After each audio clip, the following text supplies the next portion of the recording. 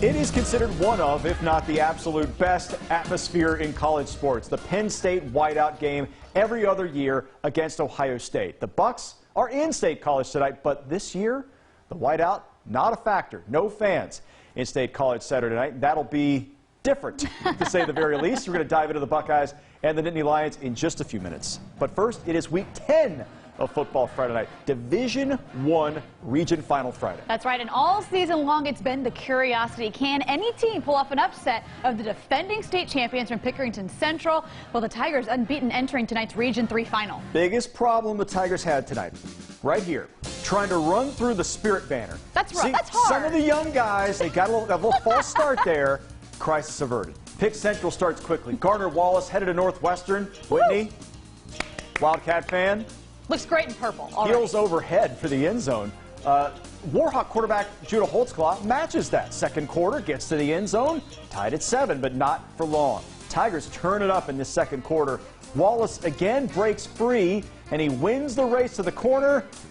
They get the ball back quickly, and this time they take to the air. Wallace scrambles, and watch this. He heaves it up, and Saron Smith just runs right to it, just like they drew it up. Tigers win another region title, 38-7. They're going to face Mentor in the state semifinals next week. All right, in the Region 2 final, Olentangy Liberty going on the road to face Springfield. Liberty aiming for a 5th region title in school history. Did not happen. Springfield to Sean Smoot on the QB keeper for the opening touchdown. Patriots could not get any offense going, and Springfield kept it going. Smoot tosses to Ben Van Noord, who had plenty of space and explores it. Liberty season comes to an end in the region final, 19-0. To Division II region semifinals, 2 stops up in Massillon. Unbeaten Westerville South visiting Washington.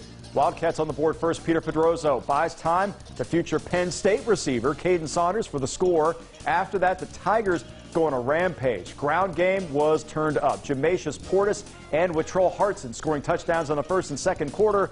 Cats got the scoring going late, but not enough. Westerville South season ends 45-36. Also in Division II, just a few miles from there, Olentangy and Massillon Perry fight to the wire, but Braves fall short 14-10. And to Division III, and arguably the game of the year in that division, unbeaten Jonathan Alder nearly knocked off Bishop Hartley last year in the regionals. This year they get another shot at the Central Catholic League. Pioneers on the road facing the #1 seed in DeSales. Alder with the football first and putting together a nice drive. J.T. Keith connects with Jonathan Keith for a first down, and Pioneers move across midfield. Then J.T. Keith going for points, but that is intercepted by Nicky Pintello in the end zone. Stallions drive it right back down the field, and Quintel Quinn runs it in for the game's first points. He was just getting started. Second quarter, Stallions at midfield, and Quinn goes 50 yards for his second touchdown. He had 3 in this game and 179 yards. Stallions run away with it, 31-6. Do you get it? Love it. Also Division III, the aforementioned Bishop Hartley back again, hosting Thornville Sheridan. Third quarter, Hartley up 10-6. Sheridan quarterback Josh O'Ryan sacked. That's Sumo Kessley in there for the Hawks. Later in the third, Hartley 4th and goal at the 3, but Marcellus Parker stuffed at the 1. The Generals still with a chance late in the 4th. Hartley, though, doing what it does best. They run out the clock. Kessley gets the first down.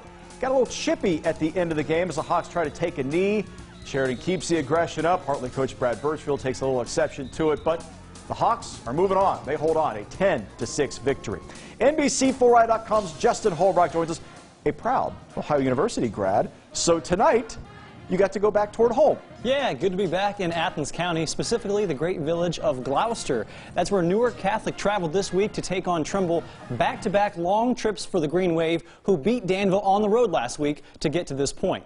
Green Wave aiming for a 10th state championship. Trimble hoping to win its very first. Spot in the region final up for grabs, and the Tomcats strike first. On 4th and 4, Tabor Lackey drops a dime to Austin Weiser, and Trimble is up 6-0.